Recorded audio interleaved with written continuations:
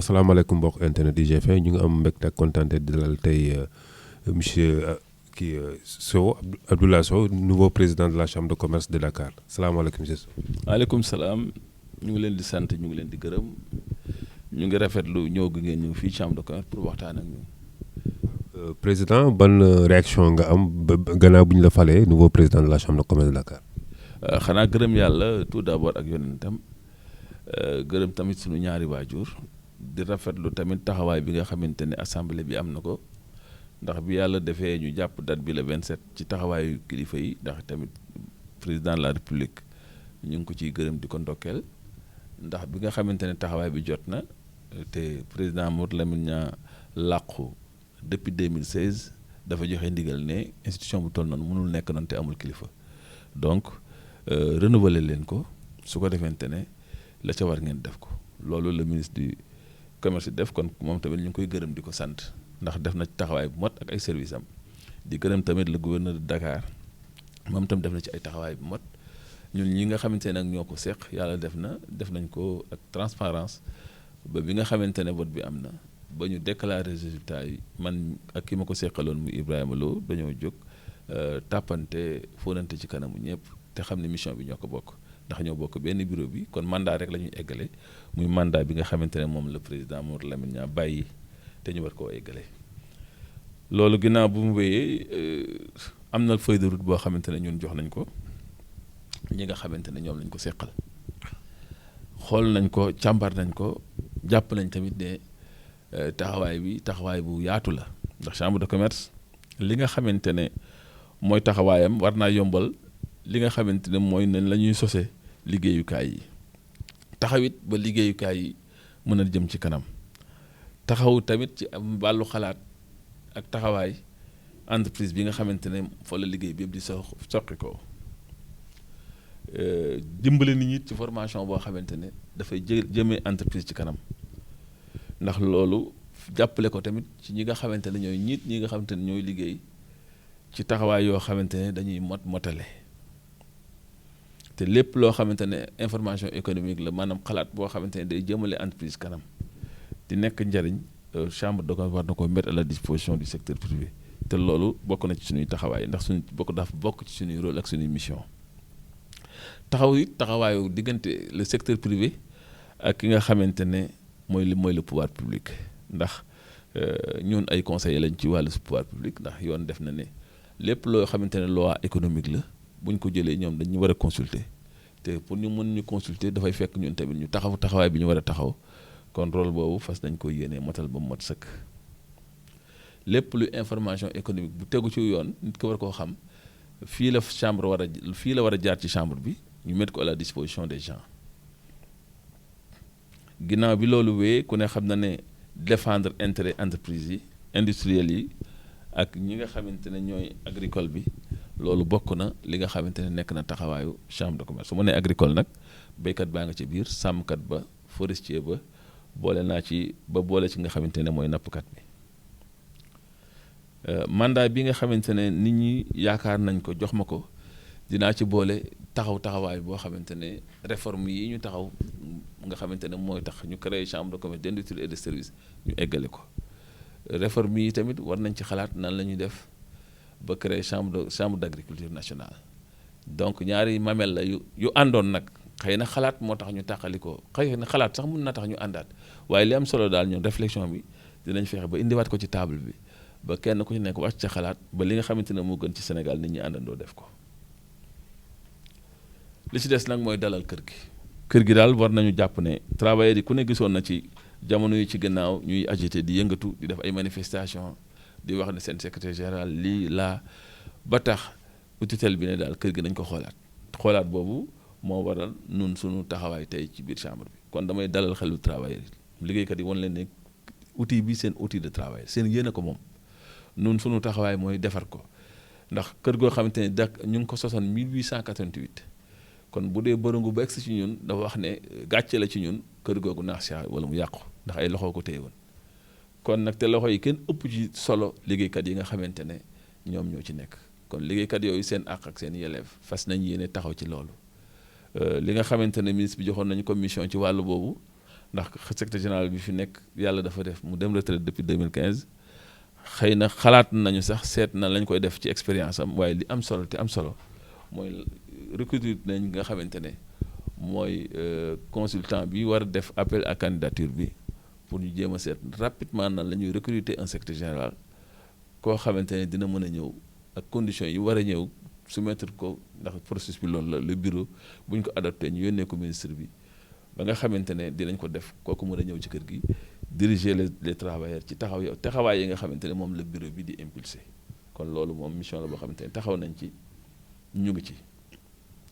li fi nekk tamit ci ay acquis nga xamante ne ñun fi lañ ko fekk fas nañ ko yéene préserver yokk ci sunu touche fas nañ yéene identifier aussi projet yoo xamante ne ay projet d'action prioritaire la nu ñu war a taxawaate nag relancer chambre nationale bi proposition yi nga xamante ne chambre de commerce def na ko ci dispositif national d'appui au secteur privé ñun suñu taxawaay du ci des ginnaaw fas nañu yéene tamit renouer la concertation ak partenaire stratégique bu chambre de commerce xam nga boo xoolee suñuy partenaire stratégique ki ci jiitu ñun c'est le port autonome de Dakar bien que sax yàlla def na foofu tam def na fa kilifa goo xamante ne ñu ngi déggoo ak moom muy le directeur général du port ba mun naa wax ne sax convention yi bu ñuy war a signer ak ñoom article yi lañ def wala chapitre yi nga xamante ne mu nga ci biir convention boobu juboo nañ ci à 90% kon finaliser rek moo ci des te je pense que sama première sortie foofu la war a dem bien que le directeur nee na ma non mon frère du yow yaay ñëw mais man maay ñëw dina boo ñëwul vendredi dinaa ñëw boo ñëwul avant may voyager toute façon mën naa ñëw d'ici vendredi donc pour dire que jàmm rek lañ yaakaar foofu te déggoo lañ yaakaar foofu ndax bari na ay chantier yoo xamante ne dañ ko am ci port bi ndax ku ne xam na ne ñun sunu agents yi nga xam ne c'est des agents assermentés te ñooñu ñoo yore ñooy certifier le poids public au port kon ñooñu lu ku ñu peser rek dafa fekk na ko yoon taxawale ci noonu la méngoo ba kooka la muy def mënul nekk jugé parti parce que li ko ci intéressé rek mooy doxal liggéeyam ci ni ko yoon waxee kon bokkul ki nga xamante ne dafay am jumtukaayam pour peser yëfi boppam kooku bu peeselee nit mën nañ ci am doute waaye ki nga xamante ne li tax mu jóg yoon dafa wax ne lii rek ay sa métier c'est des peseurs assermentés la ñu am ci suñu pont yi kon loolu tamit loolu la port xam ba tax suñu rôle boobu mu jox ñu ko mais nag ñu xool naka lañ koy jàppale moom tamit ba problème de compétitivité bi war am ci port bi ak fluidité transport bi war am ci port bi ñun ñëpp ñu bokk ci jàpp ndax port la boo xamante ne war na ñefe ci sous-région bi ba nekk fi ndëm bu war te mus na nekk xanaa nag am nañ yaakaar ci diligence bi nga xamante ne autorité portuaire ñu ngi koy def en tout cas chambre bi daal dina ci jàpp baax a baax dinañ évaluer tamit yeneen convention nationale yi ak internationale yi nga xamante ne dafa lié chambre de commerce ak yeneen partenaire am dinañ sécuriser aussi nos recettes pour xoolaat nan la ñuy gérer koom-koomu chambre de commerce dinañ tamit bu ci yàlla àndee préoccupation secteur privé yi dina nga xamante ne dafa jóge ci benn diagnostic participatif boo xamante ne def nañ ko fas na yéene teg suñu tànk foofu ndax nun nekkuñu lu mooy ñi nga xamante ne ñooy taxawal le secteur privé national organiser tamit ay concertation ci secteur yëpp ci secteur privé bi yëpp ba nga xamante ne CPDS bi nga xamante ne créé woon nañ ko benn structure la boo xamante ne structure yu jàmmoo laa ko tuddee ba nga xamante ne dafay ki koy présider dafay tournant bu subaa mën na sant Ndiaye bu gënaa subaa mu sant Diop comme ni ko yeneen patronat extérieur yi defee kenn du ci passé 1 an wala 6 mois nga jël ndax ku ci nekk sa entreprise nga yor di ko développer mais l'essentiel ñun ñëpp ñu yëkkatee ndoo di tëralandoo entreprise yu bari jig na sa économie waaye nag patronat yu bari ak ay mouvement patronal yu bari jigul économie ndax dañoo war a àndandoo bennoo yëkkatee état dafay am sax problème ndax day am mission boo xamante ne wala xalaat boo xamante ne da ciy soxla le patronat mais ni mbir mi demee da ciy am sax ay jafe-jafe rôle chambre de commerce nag mooy fexe ba dajale ñëpp autour de l'essentiel ba nga xamante ne loolu bu waree am ñun ñëpp ñu yëkkateendoo tëralandoo projet yi nga xamante ne jàpp nañ ne yu jàmp la li ci gën a jiitu bokk na ci li ñuy wax siège national bu chambre de commerce ci taxawaayu président de la république ci la ñu joxe 7800 mètres carrés fii ci fi ñuy wax Essoport moo jàkkaarloo ak gare maritime bi te Total nekk fa foofu ma war a nekk siège yu chambre de commerce foofu tamit wala la ñu war a loger permanence patronat yi yëpp fa la ñu bëgg a loger aussi l'union nationale des chambres de commerce du Sénégal même la chambre d'agriculture am na fa place ndax dañu xalaat pour def ko lu mat 20 niveaux kon jàpp nañu ne loolu ñun dinañu jege président de la République ci fast track bi ndax am nañu ay pexe ak i moyens pour financer cette affaire parce que mënoo am lu toll noonu bëgg ko rentabiliser te banques yi nekk fi muy titre boo xamante ne lépp mën na ko jur te nga ne amuloo lu ko fi non non non il y avait des problèmes je pense que comme que problème yi réglé nañ ko ñun fas nañ yéene démarrer affaire boobu démarrer ce projet ba bu ëllëgee même bu réforme yi nekkee sax ñun bu ñu fi nekkatul sax ñi ñëw mën a continuer jël relais bi ba nga xamante ne projet boobu dafay nekk l'intérêt de tout le monde te je pense que bu ñu ko amee c'est grâce quand même à l'appui de monsieur le président de la République donc war nañ ko gërëm sant ko ci loolu ak taxawaay boobu. Marché d'intérêt national bu Diamniadio c'est un projet boo xamante ne historique bi wax naa ko yàlla dafa def mu ngi daté du président avant même président Wade du temps du président Diouf foofu ñu ngi ko tuddee woon créé woon nañ société bi tuddee ko Sopramine bi président Wade ñëwee ñu won ko projet bi mu rafetlu ko tuddee ko Mercassar bi nga xamante ne nag yàlla def na président Sall ñëw ndax projet booba bougé wul ay wax la woon rek ak i projet ñu ñëwaat nag ci turu initial ba muy marché d'intérêt muy le mine donc mine boobu yàlla demal président Macky Sall ànd ko ak président Lamine Niang d'ailleurs président Macky Sall sax Mamadou Lamine Niang la tuddee marché ba faf ndax ñoo ko àndoon ñoom ñu waaye idée bi mu ngi jógewoon ci ñun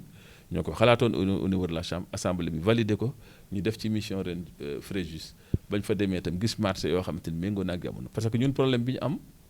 mooy nan la ñuy def ba béy bu ñu béyee ba pare am mbéy mi ñëw nan la ñuy def ba jaay bu dee nag ay produits la yoo xamante ne day yàqu nan la ñuy def ba préserver ko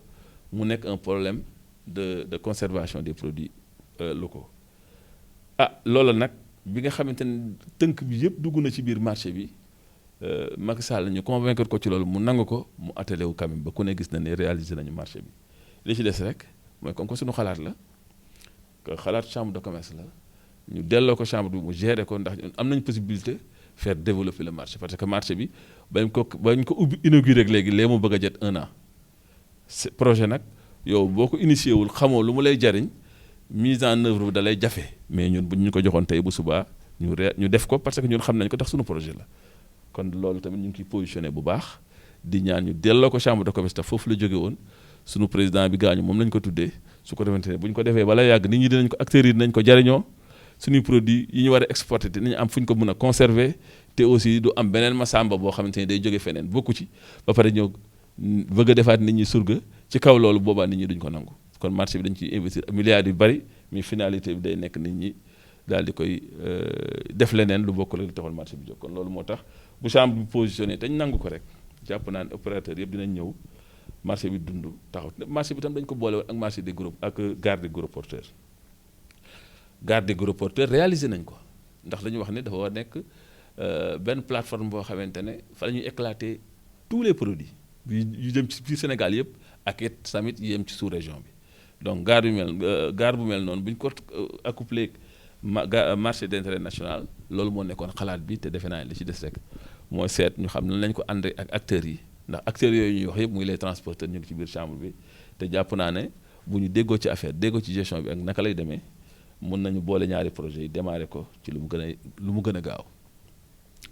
beneen wax bi ci des muy muy affaire pesage bi xam nga ne depuis le règlement 14 dañu wax ne bu UEMOA dafa wax ne nañu jéem a préserver investissement bi nga xamante ne ñu ngi koy def ci tali yi ni muy dégradé gaaw na te loolu li ko waral rek mooy manque de suivi moo tax ñu créé instrument yooyu mais nag instrument yooyu ñu ko war a gérer tamit chambre de commerce moo ci war a jiitu loolu moo tax ñuy wax ne il faut nu delloonu ko ñu mën a liggéey ci liggéey boobu taxaw ci ni ñu ci war a taxawee te njariñ li moom defe naa ne ñëpp ñoo koy gis c'est valable aussi muy parking mu AIBD aéroport yi ci àdduna bi yëpp chambre de commerce koy gérer waxutuma ak parking yi kon ñun bu ñu ñëwee positionné pour ñu dénk ñu parking yi ñu mën ko entretenir def fa suñuy travailleurs retombées yi mën a dugg ci njariñal opérateur yëpp dama defe ne loolu suñu taxawaay la boo xamante ne ni ñu organiser woon ak li xewoon ci diggante bi xëy na moo tax jotuñu ci waaye ñu ngi tàllal loxo nguur gi di wax ne loolu bokk na ci yi nga xamante ne chambre de commerce war na ko saytu war na koo doxal war na koo gérer suñu gestion dem na sax bu dugg ci partenariat wu autoroute yi parce que ñun jàpp nañ ne autoroute yi cher na mais bu ñu xamul coût ba xamuñu ña fa nekk tamit li ñu fa de tirer ñoom rek ñoo fa mën a nekk ak état dama wax ne ñun en tant qu'opérateur économique manque à gagner bi dafay bari ndax gis nañ ne bu fekkonte ne dañu bokkoon ci conseil d'administration yooyu dinañu xoolaat bu baax système de tarification bi nga xamante ne dina jàpp nañ ne bari na war nañ ko gën a wàññi ndax étaler ko dans le temps su ko defente ne dinañu mën a amortir coûts yi te nit ñi tamit mën ci gis seen bopp looloo tax bokk na ci service bi nga xamante ne bëgg nañ ko mettre à la disposition du secteur privé national te loolu pour ça faire il faut que nu bokk ci li nga xamante ne moo ñooy gérer autorité Sénégal yooyu relancer tamit la formation consulaire ndax ku ne xam ne ñu ngi former nit ñi étudiants yi bari bëgg fii lañ bëgg a jànge li ko waral mooy service yi nga xamante ne chambre de commerce mu ngi koy joxe te ñu bari joxe wuñ ko waaye nag li ñu am ci espace dafa néew xëy na bu ñu siège boobu ñuy wax léegi bu ñu ko réaliser mën nañu am 2 ou 3 niveaux parce que siège boobu war na nekk presque 20 niveaux yoo xamante ne dañ koy mettre à la disposition de l'école ay enseignement de qualité lay nekk bu boobaa tamit dootuñu amati problème mais en attendant ñu ngi étudier nan la ñuy def ba louer benn étage wala ñaar yoo xamante ne dañ fay loger xale yi su ko defente ne mën a yokk permettre effectif boobu mën a dox le secteur privé local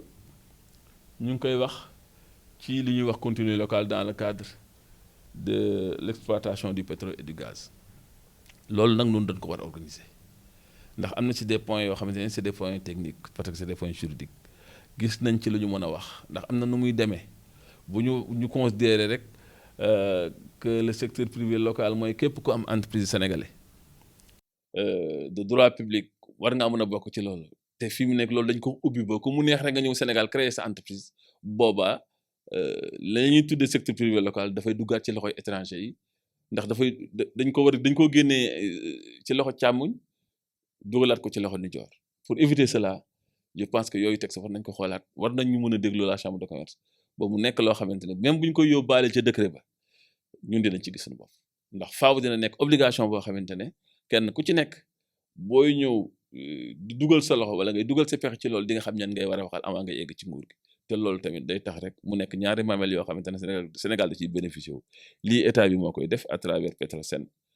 léegi tamit état moo koy def parce que dimbale na son secteur privé local te ñaari bu ñu ko boolee defe naa ne politique emploi bu ñu ko songee gauche à droite je pense que situation yu bari mun nañ ko régler ci loolu kon loolu li ñu koy may kenn ku nekk def sa taxawaay mais joxaat confiance nguur gi ba mu amaat espoir ci ñun parce que tamit nguur mënul ànd ak koo xamante ne toujours bu Samba ne gauche Birane ne ko droite yooyu tamit nguur mënul doxe noonu donc il faut ñu créer benn link boo xamante ne ci biir chambre de commerce ñun ñu secteur privé yëpp ñooy ànd su ko defante ne nguur gi mën a confiant ba mën a def loo xamante ne lâcher un peu de lest pour que secteur privé mën a gis boppam ci loolu en tout cas yooyu daal bokk na ci suñuy mission bokk na ci suñuy taxawaay te bu ñu yàlla mayee jàmm dinañu gën a waxtaan ak ñi ñu ko seqal ci lii nga xamante ne moom laa wax asalaam